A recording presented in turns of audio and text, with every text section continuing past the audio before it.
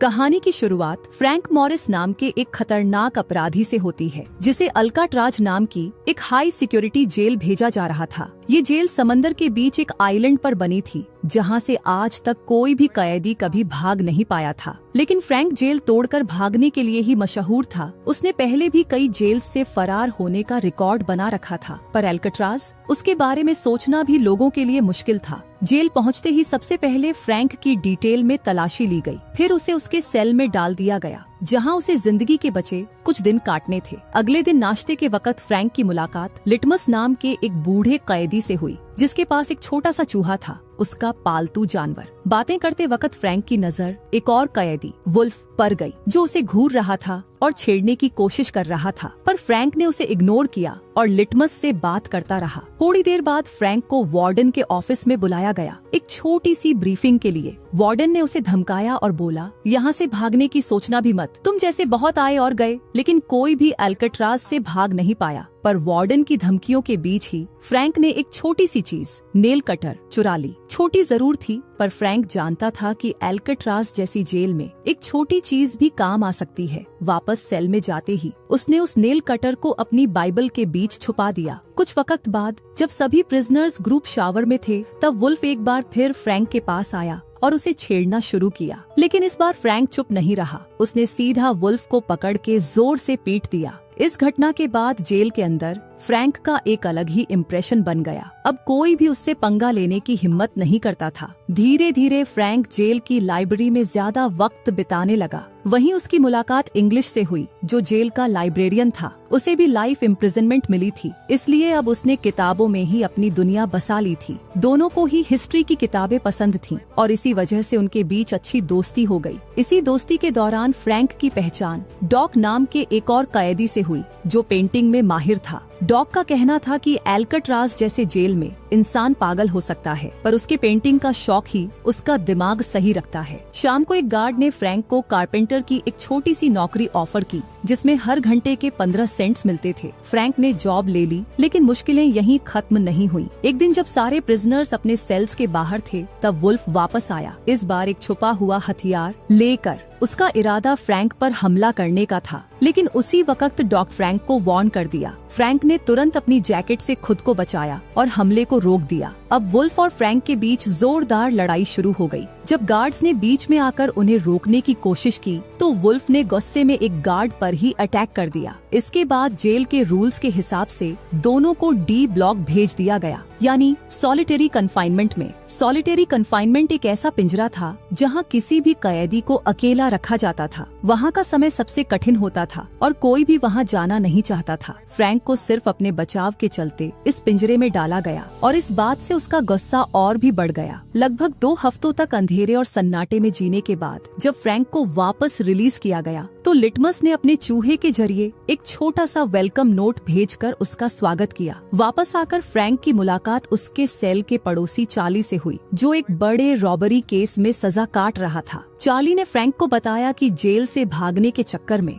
Border cross करना उसकी सबसे बड़ी गलती थी, जिससे उसका जुर्म और भी भारी पड़ गया। अगले दिन वार्डन ने बिना किसी को इन्फॉर्म किए जेल का सरप्राइज इंस्पेक्शन किया। उस दौरान एक प्रिजनर के सेल में उसने अपनी ही पेंटिंग देखी। पहले तो उसे वो तस्वीर अच्छी लगी, पर फिर अचानक उसने गुस्से में आकर डॉग की बनाई हुई सारी पेंटिंग्स को जेल से हटा देने का ऑर्डर दे दिया। वार्डन के इस फैसले से डॉग पूरी तरह से टूट गया। पेंटिंग ही उसकी जिंदगी का एकमात्र सहारा थी। उसकी हर पेंटिंग में उसका इमोशन था। फ्रैंक ने उसे बहुत बार समझाया, भाई छोड़ो ना, पेंटिंग थी पर जिंदगी अभी बाकी है। पर डॉक्टर इस सदमे से बाहर नहीं निकल पाया और एक दिन शिफ्ट के दौरान डॉक्टर ने गुस्से में आकर अपने हाथ की 3 उंगलियां काट ली। ये उसकी तरफ से वार्डन के खिलाफ एक खुला प्रोटेस्ट था। जैसे ही ये हादसा हुआ, तुरंत डॉक्टर्स को बुलाया गया और फ्रैंक सिर्फ चुपचाप वहीं खड़ा सब कुछ देख रहा था। उसी रात जब फ्रैंक अपने सेल में था, तब उसकी नजर वेंट के पास से निकलते हुए एक कॉकरोच पर पड़ी। उस मोमेंट पर उसके दिमाग में ख्याल आया, क्या पता ये वेंट किसी छुपे दरवाजे का रास्ता हो। तभी इंग्लिश ने उसे बताया कि वार्डन ने पेंटिंग्स इसलिए हटाई थी क्योंकि डॉक ने उसकी तस्वीर बनाई थी। जो उसे पसंद नहीं आई। अगले दिन मेस हॉल में खाना खाते वक्त फ्रैंक की मुलाकात जॉन और क्लैरेंस नाम के 2 भाइयों से हुई। दोनों ने उसे पहचान लिया क्योंकि पहले किसी और जेल में उनकी मुलाकात हो चुकी थी। उनके बीच बात हो रही थी कि अल्काट्राज से भागना नामुमकिन है क्योंकि जेल चारों तरफ समुंदर से घिरी है। उनकी बातों ने फ्रैंक के दिमाग में एक नया आइडिया डाल दिया। अब फ्रैंक इतिहास लिखना चाहता था।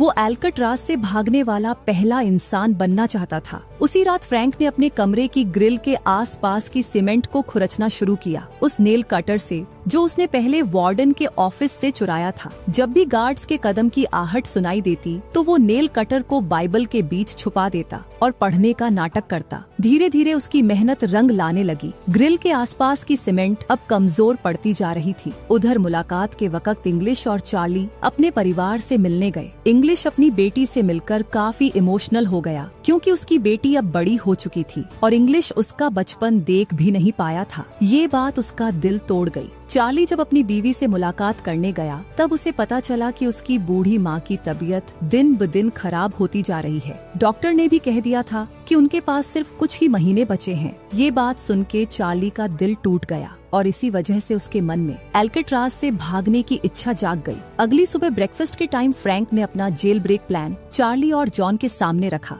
फ्रैंक का कहना था कि समुंदर के नमकीन पानी और हवाओं ने जेल की दीवार को काफी कमजोर कर दिया है। उनके मुताबिक अगर थोड़ा थोड़ा सीमेंट हटा दिया जाए तो वेंटिलेशन ग्रिल्स को निकालना मुमकिन है। वहाँ से वो लोग पाइपलाइंस तक पहुँच सकते हैं और फिर जेल के बाहर निकल सकते हैं। पर सबसे बड़ी दिक्कत अब भी वही थी, जेल के बाहर निकल भी गए तो समुंदर कैसे पार करेंगे। इस पर फ्रैंक ने आइडिया दिया। क्लैरेंस जेल के कपड़ों के डिपार्टमेंट में काम करता है। वो वहाँ से रेनकोट और रबर सीमेंट चुरा सकता है। इन सब का यूज करके मैं एक छोटी बोट और लाइफ जैकेट्स बना सकता हूँ। मुझ पर भरोसा रखो। फ्रैंक का प्लान सबको ठीक लगा और सभी ने मिलकर एस्केप प्लान पर काम शुरू करने का डिसीजन ले लिया। उस दिन फ्रैंक अपने सेल में पहले की तरह सीमेंट खुरच रहा था और इस बार चार्ली भी उसके साथ था, जो सेल के बाहर पहरा दे रहा था ताकि गार्ड को किसी चीज का शक न हो। फ्रैंक अपना काम तो कर रहा था लेकिन छोटी सी नेल कटर से सीमेंट निकालना मुश्किल हो रहा था। टूल ज्यादा तेज भी नहीं था, इसलिए ज्यादा जोर लग रहा था और काफी वक्त भी लग रहा था। इस मेहनत के चलते फ्रैंक के हाथों पर काफी चोट लग चुकी थी जो अब उसे परेशान करने लगी थी। अगली सुबह फ्रैंक ने सभी को अपनी दिक्कत के बारे में बताया। सभी ने अग्री किया कि उन्हें एक स्ट्रॉन्ग और बेटर टूल की जरूरत है। तभी फ्रैंक की नजर अपनी चम्मच पर पड़ी। उसने तुरंत उस चम्मच को अपने जूते पर घिसकर गंदा कर दिया। फिर गार्ड को बुलाकर कंप्लेन की चम्मच साफ नहीं है।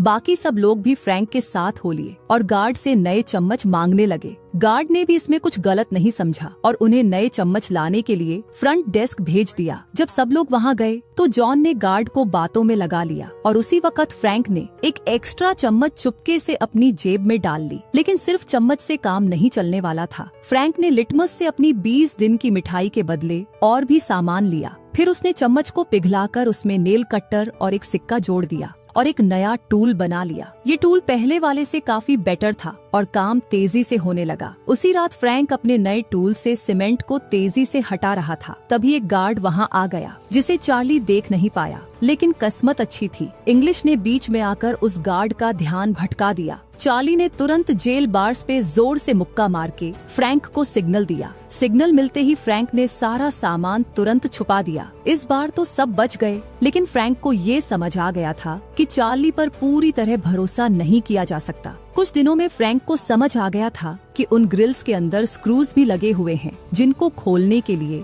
उन्हें एक नए टूल की जरूरत पड़ेगी। तब से जब भी फ्रैंक को बाहर जाने का मौका मिलता तो वो ग्रिल से निकाली गई सीमेंट को चुपके से गिरा देता था ताकि किसी को शक न हो। कारपेंटर शॉप में काम करते वक्त फ्रैंक ने चुपके से एक छोटा सा टूल बनाया, लेकिन सबसे मुश्किल काम ये था कि उस टूल को बिना मेटल डिटेक्टर ट्रिगर किए अपने सेल तक ले जाना। इसके लिए उसने एक पुराना जंग लगा हुआ लोहे का टुकड़ा अपने हाथ में पकड़ लिया। जब मेटल डिटेक्टर का अलार्म बज गया तो फ्रैंक ने तुरंत वो टुकड़ा गार्ड के हाथ में दे दिया, जबकि असली टूल उसके जूतों के अंदर छुपा हुआ था। अपने सेल में पहुंचते ही फ्रैंक ने नए टूल से ग्रिल को खोल दिया। उस ग्रिल के आगे पाइपलाइंस का एक पूरा नेटवर्क था जो उनकी आजादी का रास्ता बन सकता था। लेकिन फ्रैंक जानता था कि सिर्फ ग्रिल खोलने से काम नहीं चलेगा। उन्हें गार्ड्स को धोखा देने के लिए और भी सॉलिड प्लानिंग की जरूरत थी। तब उन सब ने मिलकर एक नकली सिर बनाने का आइडिया सोचा ताकि वो अपनी जगह वो सिर रखकर भाग सके। अब काम बांट दिया गया। जॉन ने नाई की शॉप से बाल इकट्ठा करने का जिम्मा लिया, चार्ली पेंट लाने वाला था और फ्रैंक ने इंग्लिश की हेल्प से पुराने अखबार इकट्ठा किए। जब सारा सामान रेडी हो गया तो फ्रैंक ने तुरंत काम शुरू कर दिया। उसने अखबार को थोड़ी सीमेंट में मिलाकर एक सिर का शेप बनाया, फिर उस पर पेंट किया गया और ऊपर बाल चिपका दिए गए। सब कुछ इस तरह से कि गार्ड को लगे कि फ्रैंक बेड पर ही सो रहा है। इसी के साथ चार्ली ने भी एक और काम संभाला। उसने असली ग्रिल जैसी नकली जालियां बनाई जो भाग जाने के बाद वापस उस जगह लगानी थी ताकि किसी को कुछ अलग न लगे। एक रात फ्रैंक ने सोचा कि वो अकेले ही सिस्टम टेस्ट करे। उसने नकली सिर और ग्रिल लगाई और पाइपलाइन के रास्ते चढ़ गया, लेकिन ऊपर पहुंचते ही उसके सामने एक लोहे का भारी दरवाजा आया जिसको खोलना मुश्किल था और वो अकेला इससे हैंडल नहीं कर सकता था। उसी वक्त गार्ड सेल्स का राउंड मार रहा था।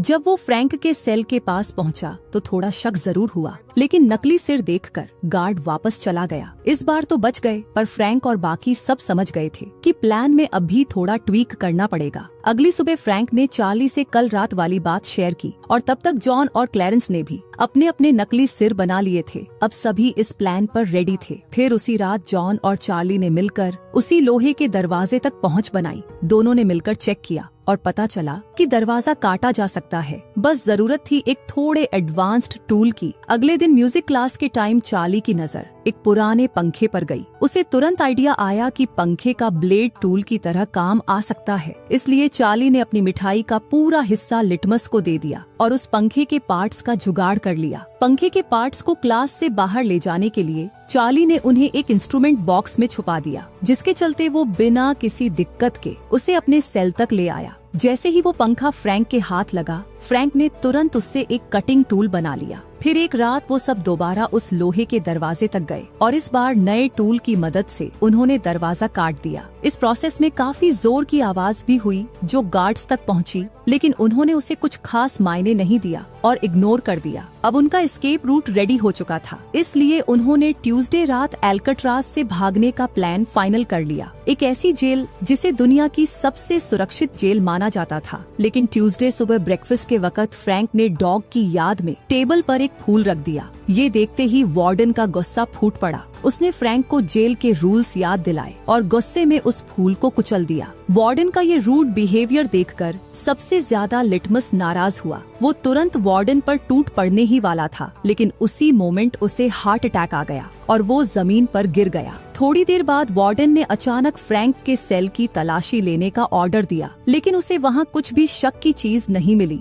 गुस्से में आकर वार्डन ने फ्रैंक और चार्ली का सेल ट्रांसफर करवा दिया। उधर वुल्फ भी सॉलिटरी से निकल चुका था और फ्रैंक से बदला लेने के मूड में था। जैसे ही उसने फ्रैंक पर हमला करना चाहा, इंग्लिश बीच में आ गया और उसे रोक लिया। उसी रात फ्रैंक, जॉन, चार्ली और क्लैरेंस ने डिसाइड किया कि वो पाइपलाइन के पास मिलेंगे और एस्केप शुरू करेंगे। पर जैसे ही वक्त आया, चार्ली घबरा गया और लास्ट मोमेंट पे प्लान से हट गया। अब वो अंदर ही रह गया और उसे महसूस होने लगा कि उसकी आजादी उसके हाथों से फिसल गई है। वहीं फ्रैंक, जॉन और क्लैरेंस पाइपलाइन के रास्ते उस लोहे के दरवाजे को पार कर चुके थे और छत तक पहुंच गए। अब उन्हें एसटी लाइट से बचा-बचाकर आगे बढ़ना था। इधर चार्ली ने भी फाइनली हिम्मत जुटाई और भागने का डिसीजन ले लिया। वो तेज रफ्तार में पाइपलाइन के रास्ते दरवाजे तक पहुंच गया, लेकिन अब उस दरवाजे को अकेले पार करना मुश्किल था। उसने समझ लिया कि अपने डर के कारण उसने आजादी का मौका खो दिया। वहीं दूसरी तरफ फ्रैंक, जॉन और क्लैरेंस छत से उतरते हुए जेल की बाउंड्री वॉल तक पहुंच गए। सर्च लाइट से बचकर उन्होंने पहले आसपास देखा और जब श्योर हो गए कि सब सेफ है, तब वो दीवार पार करके चुपचाप जेल से बाहर निकल गए। अब वो तीनों कैदी एक सड़क को क्वाइटली क्रॉस करते हुए समुंदर के किनारे तक पहुंच गए थे। सबको पता था कि किसने क्या करना है, इसलिए बिना किसी कंफ्यूजन के सब अपना काम साइलेंटली और फास्ट कर रहे थे। उन्होंने तुरंत ही अपनी लाइफ बोट में हवा भरना शुरू कर दिया। मुंह से हवा भरना इजी नहीं था, लेकिन जान बचाने की चाह में उन्होंने थकान की परवाह किए बिना ये काम कर डाला। और फिर वो तीनों एल्काट्राज की बाउंड्री से हमेशा के लिए दूर जाने के लिए समुंदर में उतर गए। अगली सुबह जब गार्ड्स यूजुअल राउंड पर आए तो सब कुछ नॉर्मल लग रहा था, पर जैसे ही उन्होंने फ्रैंक के सेल में देखा कि वो अब तक सो रहा है, उन्होंने चादर हटाई और उस मोमेंट पर उनके होश उड़ गए। उनके सामने फ्रैंक नहीं बल्कि एक नकली सिर रखा हुआ था। पूरे जेल में हंगामा मच गया कि कुछ कैदी जेल तोड़कर भाग चुके हैं। गार्ड्स ने तुरंत ही अलार्म बजा दिया। थोड़ी ही देर में ये भी क्लियर हो गया कि फ्रैंक के साथ साथ जॉन और क्लैरेंस भी सेल में नहीं थे। तीनों की तलाश शुरू हो गई। पुलिस ने लैंड के साथ साथ समुंदर में भी सर्च ऑपरेशन शुरू कर दिया। बोट से लेकर हेलीकॉप्टर्स तक लगाए गए, लेकिन तीनों का कोई ट्रेस नहीं मिला। कुछ पुलिस ऑफिसर्स का मानना था कि शायद वो लोग समुंदर में डूबकर मर गए होंगे, लेकिन वार्डन अंदर ही अंदर जानता था कि वो तीनों सच में भाग निकले हैं और अल्काट्राज जैसे हाई सिक्योरिटी जेल से एस्केप करने में कामयाब हो गए हैं। लेकिन जेल की इज्जत को बचाने के लिए वार्डन ने ऑफिशियली अनाउंस कर दिया कि वो तीनों डूबकर मर गए। पर असली बात ये थी कि दुनिया के बहुत लोग इस बात पर भरोसा नहीं कर रहे थे। ये कहानी एकदम रियल है, जिसके बाद फ्रैंक को जेल तोड़ने वाले जीनियस के रूप में